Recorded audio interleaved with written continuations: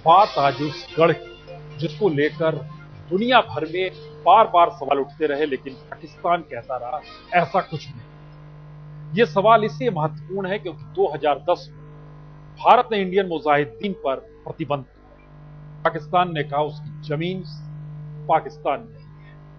America ने 2011 में प्रतिबंध लगाया और टेररिस्ट ऑर्गेनाइजेशन की सूची में इंडियन मुजाहिदीन को।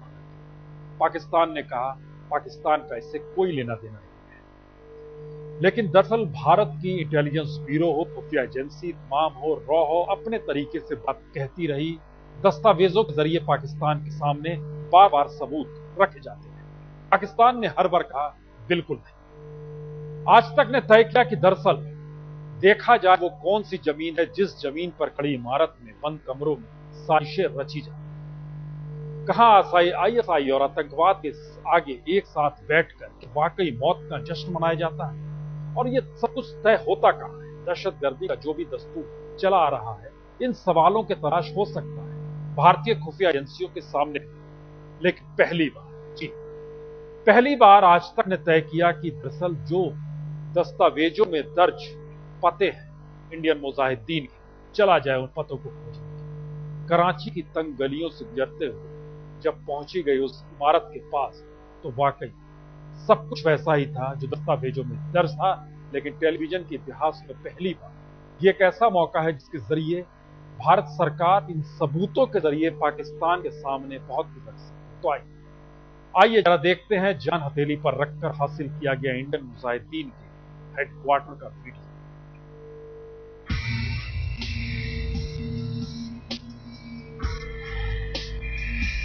बिल्कुल वैसी ही सड़कें, एकदम वैसी ही गाड़ियां, उसी तरह के लोग और हूबहू वैसे ही नुक्कड़ पर क्रिकेट खेलते बच्चे। सब कुछ वैसा ही जैसे हिंदुस्तान का कोई शहर, दिल्ली, मुंबई, लखनऊ, भोपाल, पटना या जयपुर जैसा। लेकिन हमारे शहरों की उस तस्वीर में अगर कुछ नहीं मिलती तो दहशतगर्दी की ऐसी तासीर।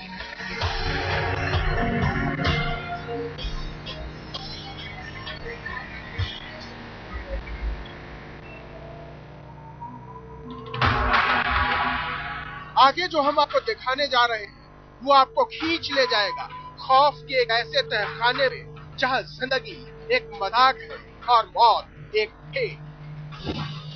एक ऐसा ठिकाना जिसे देखकर ठिठक जाएंगे आप। एक ऐसा दरवाजा जिस पर अदृश्य अक्षरों में लिखा है दहशतगर्दी यहां से शुरू होती है। आज हम दिखाने जा रहे हैं इंसानियत से पाप का वो पता जहां होती है सांसों से सौदेबाजी। दहशत की वो दरो दीवारें जिसे देखकर दुनिया दहल जाएगी। और इस पते का ऐसा सच तो इस शहर को भी नहीं पता। आज आपकी आंखों के सामने होगा वो मकान जो दहशतगर्दी की दीवारों पर खड़ा है और उन दीवारों में मौत की ईंट लगी। आज तक पहुंचा पाकिस्तान के उस पते पर जहां से हिंदुस्तान में सैकड़ों बेगुनाहों के कत्ल की साजिशें रची गई, वो भी बार बार।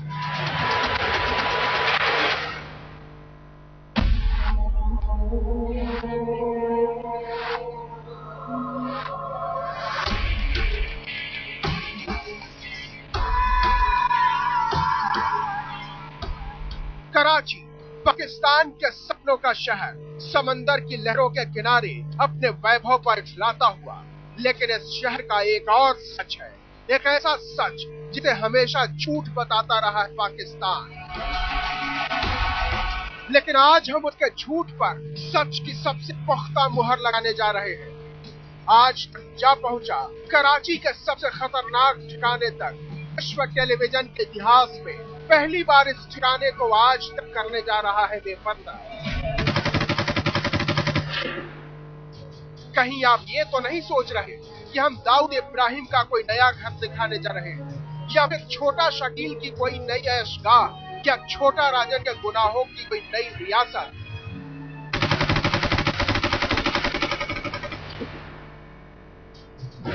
बिल्कुल नहीं। आपको आतंक की एक अनदेखी सल्तनत की तरफ लेकर बढ़ने से पहले हमारी सिर्फ इतनी दरख्वास्त है कि आधे दशक से अखबारों में छप रही सुर्खियों को अपने जहन में रखिएगा और फिर गौर से सुनिएगा हमारे संवाददाताओं का खुलासा।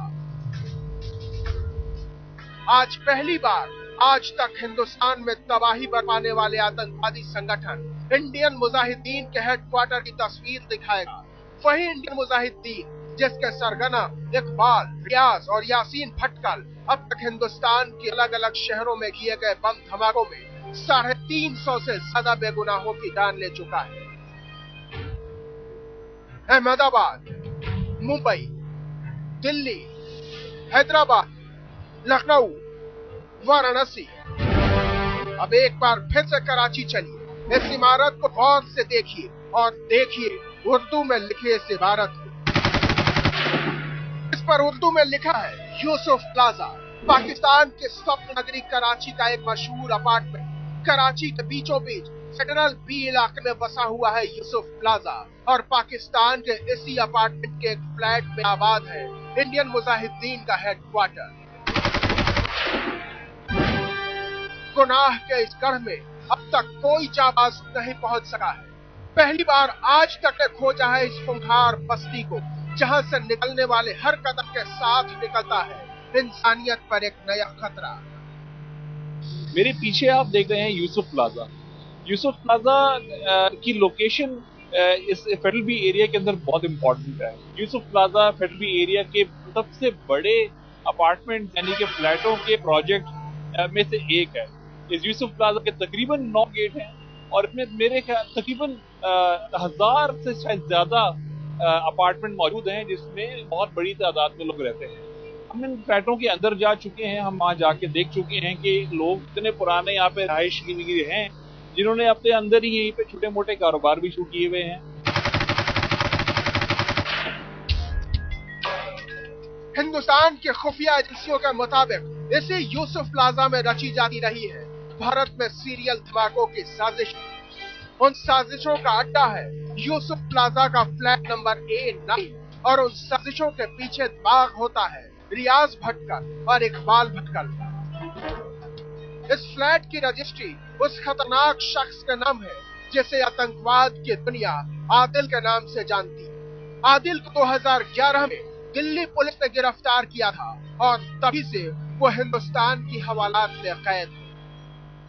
हम आपको लेके चलेंगे उस जगह पे जहाँ पे रियाज भटकल और इकबाल भटकल यानी कि इंडियन फाउंडेड इंडियन मुजाहिदीन और अजमल उर्फ आदिल उर्फ अजमल यानी कि वो बंदा जो इस वक्त इंडिया जेल में मौजूद है और उसके ऊपर ये इल्जाम लगा था उसने एक मस्जिद के बाहर इंडिया में फायरिंग की थी।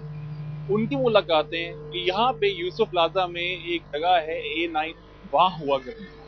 आइए हम आपको वहां लेके चलते हैं और वहां के सामने और वहां का हाल आपको दिखाते हैं कि इस वक्त उस जगह का क्या हाल है, वो क्या वहां पे कौन लोग बैठे हुए हैं, अगर हैं भी मौजूद के नहीं है, और वहां पे क्या कंडीशन है इस वक्त जहाँ पे वो ये टेररिस्ट हब था। बेसिकली वो जगह थी जहाँ पे इन सब भटकल ब्रदर्स की अजमल के साथ बतरतीब मुलाकातें हुआ करती थी, यानी कि कंसिस्टेंटली एक से ज्यादा मुलाकातें हुआ करती थी। और शायद ये वही जगह है जहां से उन्होंने ये पूरा प्लान बनाया और इंडिया में यहाँ से पेनिट्रेट करने की कोशिश की।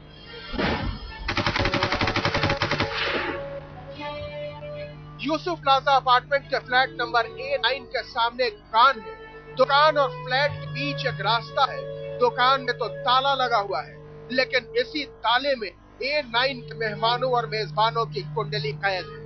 एक बार फिर से आपको याद दिला दें कि यही है वो जगह जहां पिछले 4-5 सालों से ISI के अफसर रियाज भटकल और इकबाल भटकल के साथ मिलकर भारत तबाही की साजिशें रचते आए। अपार्टमेंट नंबर A9 जिसके सामने की तरफ एक दुकान है और पीछे की तरफ एक अपार्टमेंट है जो यूसुफ प्लाजा में मौजूद है। ये लोकेशन सिर्फ इसलिए नहीं थी कि वहाँ इकबाल भटकल और रियाज भटकल अजमल से मुलाकातें करें, बल्कि एक और Indian founded Indian Mujahideen Aamir Raza Khan भी अजमल से यहीं पे मुलाकातें किया करते थे। यूसुफ प्लाजा में रहने वाले लोगों को मालूम है जबकि आदिल यही रहता था और वह हिंदुस्तान में आतंकवादी वारदात में गिरफ्तार कर लिया गया। लेकिन कैमरे पर यह सच कोई बोलना नहीं चाहता, क्योंकि सबकी जुबान पर आईएसआई की सरकारी दहशतगर्दी का ताला लगा हुआ। लेकिन आतंक की इस अंधेरी सुरंग का सफर यही खत्म नहीं होता। देखते रहिए, यह सफर अभी तो शुरू हुआ है। आगे हम आपको दिखाने वाले हैं बर्बादियों के बेशर्माकाओं की बदनाम निशानियां। कराची से हमजा अमीर के साथ दीपक शर्मा, दिल्ली आज।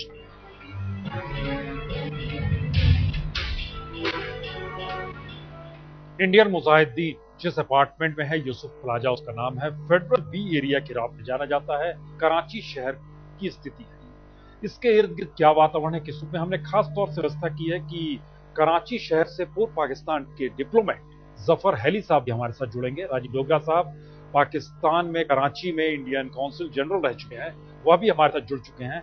दीपक शर्मा जिन्होंने की रिपोर्ट है। दीपक, सबसे पहले तो हम उन लोगों के पास चले। हमें एक सवाल आपसे, ये A9 तक पहुंचा कैसे गया, और A9 तक पहुंचा गया तो मुश्किलात क्या क्या है? देखिए, बहुत बड़ा सवाल आपने किया है कि आखिर A9 को हम इस्टेब्लिश कैसे कर रहे हैं कराची में कि यही गढ़ इंडियन मुजाहिदीन का। तो मेरे पास जो दस्तावेज है प्रसून, और इसमें साफ तौर पर इन दस्तावेजों में intelligence bureau, Delhi special police और रॉ, इनका इन्वेस्टिगेशन हुआ और A9 में रहने वाला आदिल जो है वो दिल्ली में गिरफ्तार हुआ जब जामा मस्जिद उसने पर गोली चलाई।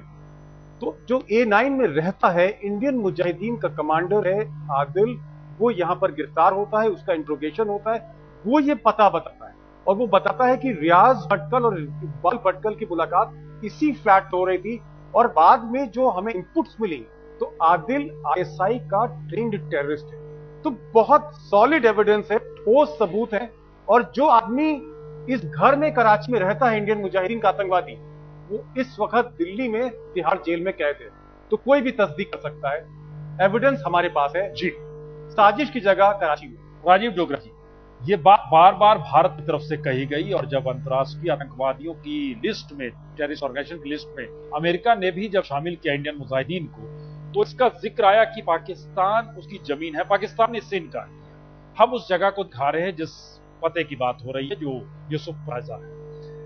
क्या ये सारे पुख्ता सबूत भारत सरकार अमेरिका के साथ दस्तावेजों को ज्वाइन करते हुए पाकिस्तान के सामने रख सकती है, या अंतर्राष्ट्रीय मंच पर रखा जा सकता है? देखिए, उससे क्या होगा, अगर आप सारा टाइम दूसरों की मदद लेते रहे तो दूसरे तभी मदद करेंगे जब उनका स्वार्थ उसमें कुछ प्रकट हो।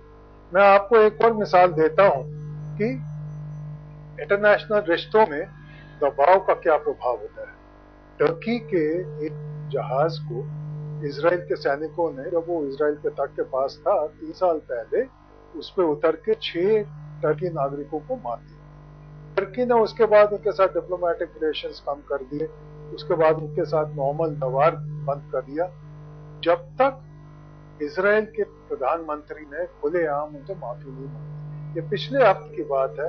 प्रेसिडेंट ओबामा जब इजराइल गए, एयरपोर्ट पे उन्होंने टेलीफोन मिलवाया, माफी मंगवाई और साथ में कॉम्पनसेशन भी इजराइल के प्राइम मिनिस्टर ने कहा हम देंगे, और आगे से ये सब नहीं।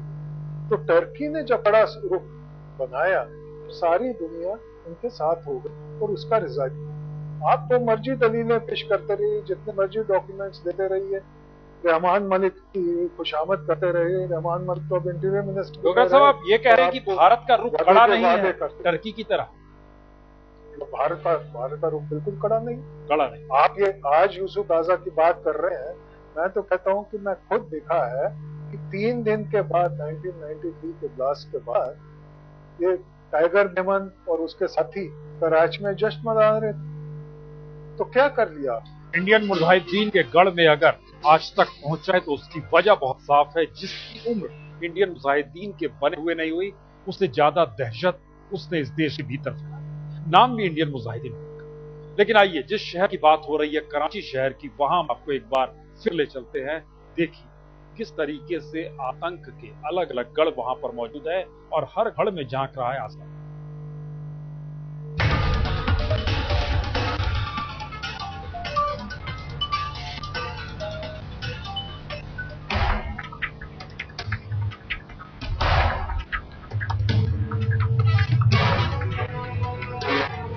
कराची पाकिस्तान की आर्थिक राजधानी, मगर एक खस्ताहाल देश में यहाँ से अब जुर्म और दहशतगर्दी की तिजारत होती है।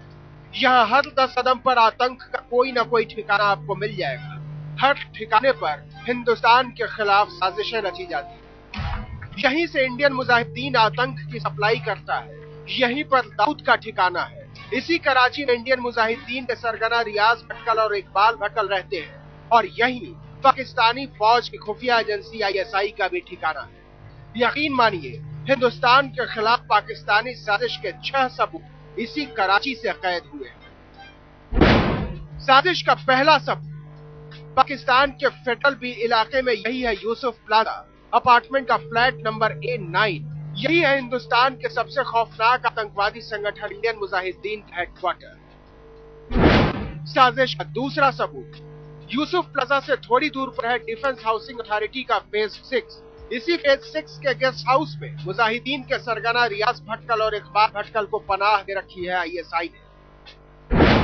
साजिश का तीसरा सबूत डिफेंस हाउसिंग अथॉरिटी फेज 6 से ही सटा हुआ फेज 5, जहां भारत का मोस्ट वांटेड आतंकवादी दाऊद इब्राहिम रहता है। वही घर, इसकी पहली तस्वीरें आज तक नहीं सबसे पहले दुनिया के सामने रखी थी। जी हाँ, फेज 5 का तंजीम खयाबान इलाका और इस इलाके का बंगला नंबर 6। साजिश का चौथा सबूत दाऊद के इस नए घर से 10 मिनट की दूरी पर कराची का सबसे पॉश क्लिफ्टन इलाका। क्लिफ्टन में व्हाइट हाउस से मशहूर बंगला ही दाऊद का पाकिस्तान में पहला पनाहगार था। इसी आलीशान बंगले से दाऊद ने पाकिस्तान में भारत के खिलाफ दहशतगर्दी की बुनियाद रखी। साजिश का पांचवा सबूत क्लिफ्टन से ही थोड़ी दूर पर अब्दुल्ला शाह गाजी की दरगाह, वो दरगाह जहां दूर दूर से लोग सजदा करने आते हैं, और इसी दरगाह से सटा हुआ है साजिश का सबसे खौफनाक कारखाना। जी हाँ, कराची में ISI के डायरेक्टोरेट का दफ्तर। और अब आपको यहाँ से सीधे लेकर चलते हैं जिन्ना अंतर्राष्ट्रीय हवाई अड्डा, जिसके बगल में पाक सेना की छावनी है। अब हम आपको लेके जाएंगे डिफेंस हाउसिंग अथॉरिटी के फेज 6 में। तो तकरीबन यहाँ से 20 किलोमीटर के फासले पे है, जहाँ पे अब्दुल्ला शाह गाजी का भी मज़ार मौजूद है और उसके अहाते में ही ISI डायरेक्टोरेट भी मौजूद है। साजिश का छठा सबूत इसी पाक छावनी के एक सीक्रेट ठिकाने पर मुंबई 26 से 11 हमले की तैयारी की गई थी।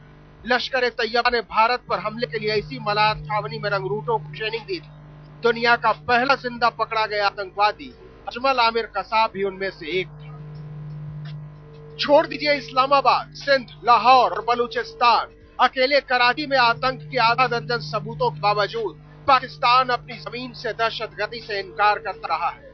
लोकतंत्र के नक्शे का ये नाकाम मुल्क कट्टरपंथियों के इशारे पर कठपुतली की तरह नाचता है, लेकिन इस नाच में मदारी की तरफ बनकर रह गया है पाकिस्तान। ओसामा बिन लादेन के पनाहगार के बारे में पूरी दुनिया जानती है कि आतंकवाद का बंदर पाकिस्तान के हाथ से बेकाबू हो गया है। आज तक ब्यूरो। पाकिस्तान के कराची शहर में फेडरल बी का इलाका और वहां पर यूसुफ प्लाजा जी, और उसमें A9, ये वो फ्लैट है जहां पर इंडियन मुजाहिदीन का गढ़ है। और बार बार ये सवाल आते रहा कि दरअसल इकबाल हो, रियाज हो, यासिन भटकल हो, इनके ताल्लुकात कहीं ना कहीं किसी न किसी रूप में ISI के साथ जिस रूप में जुड़े रहे, वहां तक आज तक पहुंचा। और उस दस्तावेजी सच के जरिए उस घर को तस्वीर के तौर पर आपके सामने हमने लगातार रखा है। वो तस्वीर हम आपको स्क्रीन पर दिखा भी रहे हैं, जो कि यूसुफ प्लाजा का घर है। राजीव डोगरा साहब हमारे साथ अभी जफर हिलाली से जुड़े नहीं है, लेकिन आप चूंकि रहे हैं कराची में, और एक बात आपने शुरू में कह दी कि भारत का रुख उतना कड़ा होता नहीं है। सवाल यह है कि रुख कड़ा हो या ना हो, लेकिन जब दस्तावेजों में कोई एड्रेस होता है और उसके तस्वीरों के जरिए पुख्ता सबूत हम दिखाते हैं कि देखिए आपने जो तस्वीर में देख रहे हैं वो वही जगह है, वही घर है जिसको लेकर आप पाकिस्तान को डोजियर के तौर पर सौंपते हैं, तो क्या ये पाकिस्तान इसके बाद इनकार कर सकता है, या भारत अगर रुख कड़ा करे तो एक भारत के लिए भी एक रास्ता बन सकता है कि जो टेररिज्म पाकिस्तान की जमीन से होता है? देखिए, पाकिस्तान तो इनकार करने में दुनिया भर में एक माहिर हो गया है। तो आप जो मर्जी दस्तावेज रखिए, वो कहेंगे कि ये एडिक्वेट प्रूफ नहीं है और मेरे को और प्रूफ दीजिए। 26/11 के बाद वो यही कहता रहा है इतने आपने दस्तावेज दे दिए, उससे कुछ उनको फर्क नहीं पड़ा। और इसी तरह 1993 में भी आपने जितने प्रूफ दिए थे, और उससे ज्यादा प्रूफ क्या हो सकता है कि दाऊद इब्राहिम और भटकल जो 26/11 से जुड़े हुए हैं, सभी वहां खुलेआम रह रहे हैं। पर नहीं, एक चीज मैं और एक मिनट राजीव जोगा जी, जो बात आप जिक्र कर रहे हैं उसमें एक चीज और जोड़ दें। ये पहला मौका है कि कोई टेररिस्ट ऑर्गेनाइजेशन अपने नाम के आगे इंडियन लगाता है, और इंडियन लगाकर क्या वो भ्रमित करना चाहता है कि वो भारतीय है, भारत की जमीन पर है? देखिए, ये टेररिस्ट ऑर्गेनाइजेशन ने इंडियन लगाया या आईएसआई ने इंडियन लगवाया, क्योंकि इसमें कई लोग ये कहते हैं कि जब बहुत प्रेशर पड़ा हाफिज सईद पे, तो उन्होंने अपना ऑर्गेनाइजेशन लश्कर तैयबा का भी नाम चेंज किया और साथ में एक इंडियन मुजाहिदीन इजाद कर दी, ताकि जो शक है ये इंडियन मुजाहिदीन की तरफ जाए और लोगों की नजर जो है, लोगों के दिमाग में ये शक पैदा हो जाए कि भाई ये पाकिस्तान के यहाँ से नहीं हो रहा, ये तो इंडियंस हैं जो अपने आप आतंकवाद फैला रहे हैं। और देखिए, दूसरा जो सुप्रीम कोर्ट ने अभी फैसला दिया है 1993 के बम ब्लास्ट का, उसमें एक कड़ी ये भी थी कि यहाँ पे कॉमनल राइट्स इतने हो जाए कि इंडियंस एक दूसरे के खिलाफ हो जाए। शुक्र है कि वो नहीं हुआ और ना ही होगा हमारे मुल्क में जी। पर आईएसआई की बार बार यही कोशिश रही है, चाहे असम के बोडोलैंड में हो या पंजाब में हो या नीचे हैदराबाद में हो, कि किसी तरह भारत में इतनी ज्यादा डिस्टर्बेंस हो जाए कि एक कम्युनल टर्न है। तो हमारी ये तो नेशनल स्ट्रेंथ है कि ये सब नहीं हो रहा है, पर इंडियन मुजाहिदीन उसी कड़ी का एक हिस्सा। नहीं, आप एक बड़ी इंडिकेशन दे रहे हैं दीपक। देखिए, एक चीज जो राजीव डोगरा साहब भी कह रहे हैं, और ये इंडिकेशन बार बार आईबी की रिपोर्ट भी कहती है कि इंडियन मुस्लिम्स के इमोशंस को जोड़ने के लिए इंडियन मुजाहिदीन को क्रिएट किया गया, जो सिमी के जरिए निकला, और सिमी की भागीदारी उसमें रही, प्रतिबंध उस पर भी लगाया गया। लेकिन इस पूरी जांच, जो आप उस घर तक पहुंचे और इस पूरी प्रक्रिया को जिया, वहां पर लोगों ने इनकार किया कि हम बात करेंगे। हमने कोशिश की थी वहां पर लोगों से बात करने की। वहां पर ज्यादातर छोटी छोटी दुकानें हैं। दो टेलर से फोन पर बात भी कराई रिपोर्टर आमिर ने, लेकिन वो आना नहीं चाहते कैमरे के ऊपर। जाहिर तौर पर उनको मालूम है कि इस फ्लैट A9 में कौन लोग रहते हैं, वो क्या करते हैं, वहां कौन लोग आते हैं उनसे मिलने के लिए, ये सारी चीजें। लेकिन मैं डोगरा साहब से एक सवाल जरूर पूछना चाहूंगा कि अगर आज तक का एक रिपोर्टर कराची में उस जगह पे पहुंच सकता है, तो जो अरबों रुपए इंटेलिजेंस ब्यूरो और RW पे खर्च हो रहे हैं, वहां के लोग वहां पर क्यों नहीं पहुंच पाते कराची में? देखिए, इसमें एक और सवाल मैं आपसे पूछना चाहूंगा कि पॉलिटिकल विल है हमारे पास कि हम अपनी ऑर्गेनाइजेशंस पर कमजोर ना समझे। उसमें भी बड़े डोगरा साहब, मैं आपको टोक रहा हूं। मैं सिर्फ ये कह रहा हूं कि 350 से ज्यादा हिंदुस्तानी, बेगुनाह हिंदुस्तानी अब तक मारे जा चुके हैं। इसलिए मैं कह रहा था कि क्या अगर एक रिपोर्टर पहुंच सकता है कराची में उनके गढ़ पे, तो क्या जिनको जिम्मेदारी दी गई है वतन की, वो नहीं पहुंच सकते? उनको अगर इजाजत दी जाए तो जरूर पहुंच जाएंगे। उन्होंने आखिरकार 1993, 26/11 ये सब जो केसेस हैं, काफी वो उन्होंने अच्छी तरह सॉल्व किए हैं और जड़ तक पहुंचे हैं। तो क्यों नहीं, अगर बांग्लादेश के टाइम में और साहब की रॉ ने कितने कमाल किए थे, तो ऐसी क्या बात है कि वो बिल्कुल कमजोर पड़ जाएंगे? उनको अगर आप साहस दें, उनको आप इंकरेजमेंट करें, तो मेरे दिमाग में कोई शक नहीं है कि रॉ, आईबी वगैरह वो काम करके दिखाएंगे कि जिसमें इंडियंस को। डोगरा साहब, ये बड़ी महत्वपूर्ण बात आप कह रहे हैं कि पॉलिटिकली कम से कम नैतिक बल उतना नहीं है। हम इसका दूसरा पहलू हम आते हैं इस पर। हमारे साथ चूंकि वो रिपोर्टर भी हमजा भी जुड़ चुके हैं, जो वो वहां तक गए। हमजा, जब आप कराची में पहुंचे और जो कराची का पूरा इलाका है, जिस इलाके में यूसुफ प्लाजा है, या फिर हम जिस इलाके में बात कर रहे थे इससे पहले कि वहां पर दाऊद का, वो इलाका कितना महत्वपूर्ण है, या वहां के एक एक बंदे की जानकारी वहां पर की खुफिया एजेंसी या सरकार के पास तो होगी? देखिए, जहां तक यूसुफ प्लाजा की बात है, यूसुफ प्लाजा एक ऐसी जगह पे मौजूद है जहाँ पे जो भी लोग रह रहे हैं वो कोई नए नहीं, वहाँ पे कोई भी नया बंदा नहीं रहता। और इससे अंदाजा मैं इसलिए आपको लगा के दे सकता हूँ कि मैं जब वहाँ पहुंचा तो मुझे अभी वो उस जगह पे पहुंचे हुए, उसको ढूंढे हुए शायद 2 मिनट भी नहीं हुए थे कि मेरे पीछे लोग आ गए थे। हमसे रोक के पूछा गया कि वहाँ क्या करने के लिए आए हो, कैमरा क्यों लेके आए हो, और उसके बाद लोग हमारे पीछे फॉलो करते रहे। इसी वजह से आपने नोट किया होगा, मैंने जो वहां पे खड़े होकर अपने रिकॉर्ड जो करवाई है, अपनी जो स्टेटमेंट जो करवाई है वो इंग्लिश में कराई है ताकि उनको ना समझाए। वरना अगर मैं वैसे सामने करता उनके बाद तो मैं वहां से शायद वापस ना आता। इतना मतलब वो वहां पे सिक्योरिटी उनकी, शायद वो प्राइवेट सिक्योरिटी कह लीजिए या इंटेलिजेंस सिक्योरिटी कह लीजिए, लेकिन वहां मौजूद थी। जहां तक वो दूसरे दाऊद इब्राहिम के घर की बात है, वो तो डिफेंस हाउसिंग अथॉरिटी का एरिया है। वहां तो कोई भी बंदा, ऐसा बंदा रह ही नहीं सकता जिसकी आइडेंटिटी, जिसका सोर्स ऑफ इनकम, जिसका प्रोफेशन डीएचए अथॉरिटी के पास रिकॉर्डेड ना हो। ये तो इम्पॉसिबल सी बात है कि वहां पे उनको नहीं मालूम हो कि वहां पे दाऊद इब्राहिम की रिहाइश है और वहां आते रहते हैं और वहां मिलते रहते हैं, उनके एसोसिएट्स आते हैं। ये इम्पॉसिबल सी बात है क्योंकि मेरी अपनी रिहाइश कराची की है और मेरा घर उसी विसिनिटी में मौजूद है। मैं जानता हूँ कि हमसे भी इस तरह की सारे लवाजमात पूरे करवाए गए थे हमें घर लेने से पहले। तो ये बात तो 101% श्योर है कि डीएचए वाली जो स्टोरी है उसमें उनको पाकिस्तान गवर्नमेंट को, अथॉरिटीज को ना मालूम हो, ऐसा हुई। हमजा, जो हम तस्वीर दिख रहे हैं यूसुफ प्लाजा की, वो एक मिडिल क्लास सोसाइटी की लगती है। वहां पर रहने वाले लोग शायद मिडिल क्लास के होंगे और बड़ी ही छोटे छोटे घर जो एक लगातार एक लाइन में, लेकिन बहुत बड़ी सोसाइटी लगती है। आपने बड़ी महत्वपूर्ण बात कही कि आप वहां पर खड़े होकर कैमरे के सामने पीटीसी नहीं कर पाए, बता नहीं पाए, क्योंकि कुछ ये कौन लोग हो सकते हैं? आपको वहां क्या लगता है, क्या वजह रही होगी? देखिए, वहां पे 2-3 तंजीमें काम करती हैं। वहां पे एक एमकेएम तंजीम है, उनके कुछ लोग वहां बहुत एक्टिव घूमते हैं। दूसरा एक वजह सिक्योरिटी की शायद ये भी थी कि अभी रिसेंटली वहां पे एक ब्लास्ट हुआ था बहुत करीब ही उसके। और तीसरी वजह ये भी हो सकती है क्योंकि वो इस चीज के इस पर्टिकुलर A9 के हवाले से वो बहुत कुछ जानते थे, क्योंकि वो एक बाजार में एक दुकान मौजूद है, उसके पीछे घर मौजूद है। उसी दुकान से ही हर वहां जो दुकान है उसके पीछे अपार्टमेंट है और उसका रास्ता उसी दुकान में से ही निकलता है। पिछली साइड पे हम जब अंदर गए थे, हमें वहां आगे करीब भी नहीं जाने दिया उन लोगों ने, हमें वहां मजबूरन बाहर निकलना पड़ा और बाहर जाकर रिकॉर्डिंग करनी पड़ी। तो वहां पे जो लोग हैं वो, मतलब हम ये भी कह सकते हैं कि उनकी प्राइवेट सिक्योरिटी है जो लोगों को सिक्योरिटी देते हैं, और साथ साथ उनको ये भी बहुत बड़ा कंसर्न है कि यहाँ पे जो भी कैमरा देख आता है तो वो क्यों आता है, उसको रिकॉर्ड करने से पहले हर चीज क्लियर कर लेनी चाहिए। हमजा, आप वाकई जान हथेली पर रख के वहां गए, लेकिन एक सवाल मैं जानना चाहूंगा, आईएसआई का जो हेडक्वार्टर है, जो कराची में आईएसआई का जो डायरेक्टरेट है, सिंध का ऑफिस है, वो यूसुफ प्लाजा से और डिफेंस हाउसिंग अथॉरिटी जहां पर भटकल ब्रदर्स रहते हैं, और उसके डिफेंस हाउसिंग अथॉरिटी में जहां सेक्टर फेज 5 में दाऊद इब्राहिम रहता है, वहां से, उस इलाके से जो लोकल आईएसआई डायरेक्टरेट है सिंध का कराची में, वो कितनी दूर है और क्या आपने कोशिश करी वहां पर जाने की? देखिए, यूसुफ प्लाजा से जो आईएसआई का डायरेक्टरेट है वो तकरीबन 17-18 किलोमीटर के फासले पे है, लेकिन डिफेंस हाउसिंग अथॉरिटी में जहाँ पे मैं मौजूद था वहां से मुश्किल से 5 मिनट की ड्राइव है।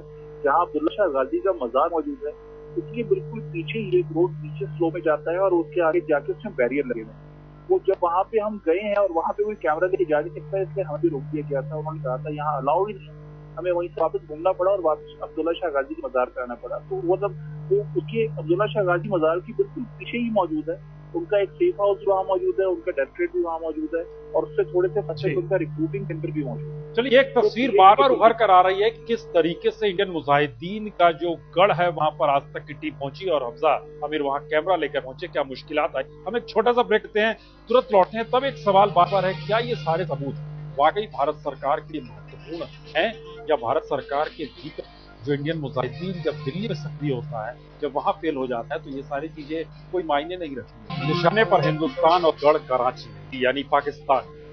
सबसे खूंखार चेहरा यासीन भटकल।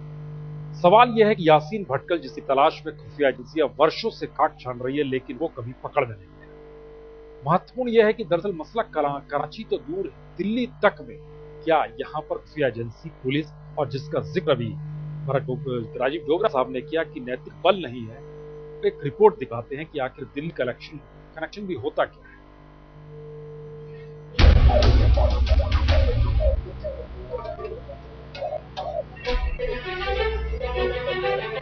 कराची के इस अपार्टमेंट में बसे दहशतगर्दों के कुनबे की बात हम क्यों कर रहे हैं? हम क्यों कह रहे हैं कि बंद गली के इस तंग मकान में तिकड़मों का कारखाना चलता है? हम क्यों बता रहे हैं आपको कि यूसुफ प्लाजा से भारत में भय के लिफाफे पार्सल किए जा रहे हैं? इसलिए कि इसके तार सीधे दिल्ली से जुड़े हुए हैं, जहां से किए जाते रहे हैं हमारे देश के दिल में सुराख।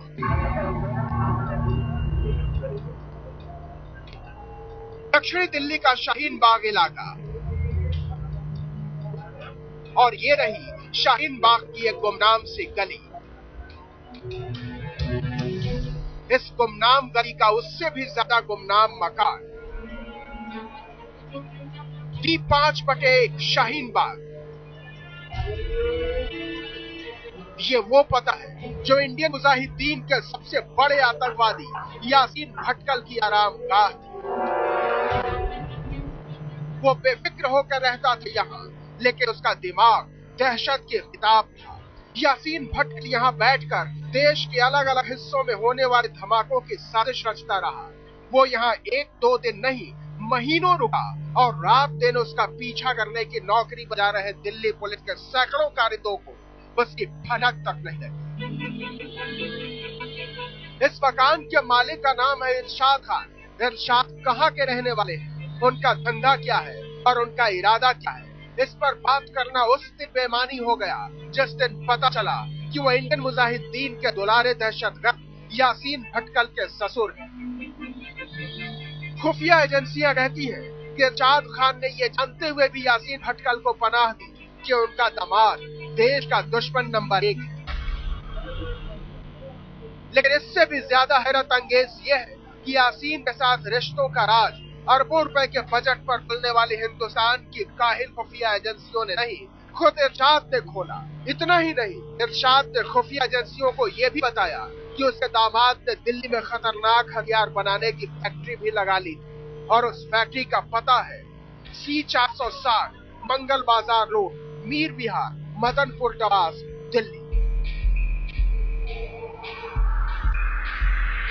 खुलासा इतना बड़ा था कि जांच एजेंसियों के हाथ पांव फूल गए, क्योंकि यासीन भटकल को अभी तक वो सिर्फ प्यादा मानकर चल रही थी, लेकिन वो विश्वासघात का वजीर निकला था।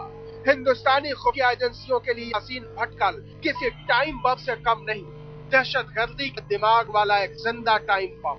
लेकिन होश उड़ाने वाली बात यह है कि एजेंसियों को इस बम के फटने का वक्त नहीं पता, लेकिन उसकी तफ्तीश इतना बताती है कि यासीन भटकल सालों से हिंदुस्तान की जमीन पर होने वाले आतंकवादी धमाकों का सिर्फ मास्टरमाइंड ही नहीं, उन्हें अंजाम देने वाला खिलाड़ी भी। Hyderabad blast, Mumbai bomb blast, Delhi high court blast, ये लिस्ट बहुत लंबी है और इससे भी ज्यादा लंबी है भटकल के खूंखार इरादों की लिस्ट। खुफिया एजेंसियों की माने तो इस समय हिंदुस्तान की सरजमीन पर आतंकवाद की फसल बोने वाले पाकिस्तानी आकाओं की सबसे पहली पसंद है यासीन भटकल। इंडियन मुजाहिदीन यानी हिंदुस्तान में आतंकवादियों की वो जमात जो दर्जनों धमाकों को अंजाम दे चुकी है। 10 राज्यों की पुलिस एक साथ यासीन भटकल को आसमान से पाताल के बीच ढूंढ रही है। खुफिया एजेंसियां इस आतंकवादी संगठन की बुनियाद मिटाने में पानी पानी हुई जा रही है, लेकिन उनके छक्के छुड़ा रखे हैं हिंदुस्तान में घूम घूम कर धमाके करने वाली यासीन भटकल ने। कभी वो मुंबई में होता है, कभी पुणे में, तो कभी हैदराबाद में। दिल्ली से हरीश शर्मा के साथ अरुण कुमार सिंह, दिल्ली आज तक। राजयोग एक आखिरी सवाल, कराची हब क्यों है, टेरर हब क्यों बना? देखिए, बहुत अच्छा सवाल पूछा। मैं खुद ही चाहता था कि आपको कहूं कि इतना साहस किया है आपके चैनल ने कि वहां तक पहुंचे हैं। ये भी सवाल मुझसे पूछिए या लोगों से पूछिए कि कराची गढ़ क्यों है। देखिए, इसकी 2-3 वजह है। एक तो लाहौर, पेशावर वगैरह जितने भी सिटीज हैं वो दूसरी कंट्रीज के लिए, टेरर के लिए सेंटर्स हैं, चाहे अमेरिका हो, अफगानिस्तान हो या इंडिया के पंजाब, कश्मीर वगैरह के लिए ये लाहौर, पेशावर वगैरह से टेरर वहां की तरफ डायरेक्ट की जाती है। कराची एक ऐसा शहर है जिसका पूरा अटेंशन जो है वो कॉन्सेंट्रेटेड है इंडिया की तरफ। जब भी आप देखें बोट चलती है हथियार लेके, वो जी। कराची से चलती है और कहीं से नहीं चलती। जब भी नकली नोट चलते हैं इंडिया की तरफ, चाहे नेपाल के रास्ते से आए, जी। हवाई जहाज के जरिए या दूसरे पैदल रास्ते से आए, तो वो भी कराची से चलते हैं। दहशतगर्द जो होती है वो भी कराची से बम्बई या दूसरी जगह बोडोलैंड में जो सारा वो हुआ, इंटरनेट पे हुआ, वो भी कराची से हुआ। ये रूट क्यों बढ़िया होता है, क्योंकि इंटरनेशनल रूट कराची बढ़िया है, आप ये कह रहे हैं। कराची बिल्कुल लिंक बढ़िया है। लिंक दूसरा बढ़िया। हमारी जो शक्लें हैं, जी। हमारी जुबान जो है वो भी काफी लिंक है। तो चलिए इस कारण कराची हमारे लिए दहशतगर्द का गढ़ चलिए हम यहाँ पर खत्म कर रहे हैं। डोगरा साहब बहुत बहुत शुक्रिया, दीपक आपका बहुत बहुत शुक्रिया। गढ़ में पहुंचा आज तक, ये उसकी एक तस्वीर भारत सरकार को तय करना, इसे उसका सबूत के तौर पर पाकिस्तान के सामने पेश किया।